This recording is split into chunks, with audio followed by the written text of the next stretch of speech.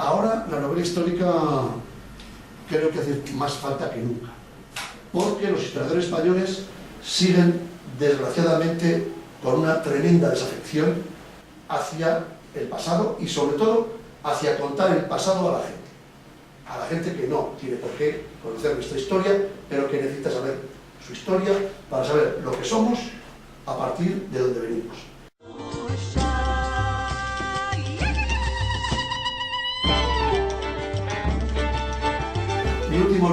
Mi último ensayo, este es la Villa de los Reyes Dragón, está en proceso de publicación.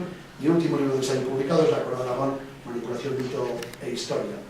Es un libro de historia, es un libro donde no hay novela, pero es un libro en el cual los sentimientos están, pero no a partir de los protagonistas que sufrieron la historia, que la inmensa mayoría de sus hermanos han sufrido la historia, no la han vivido, la han sufrido, sino que está en los sentimientos de los contemporáneos que vemos la historia, los que la vemos con los ojos críticos y con los ojos de las personas que entendemos que la historia es fundamental para que no nos engañen.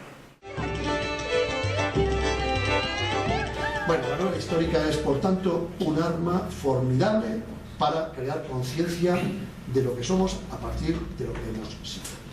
Es un arma ideológica formidable como la propia historia. Y yo la utilizo, primero porque me da la gana, segundo porque me gusta y tercero porque es la única arma que utilizaré para combatir contra la gente que son los herederos, los sucesores de aquellos duques de Alba que recibieron tierras por la gracia de Dios.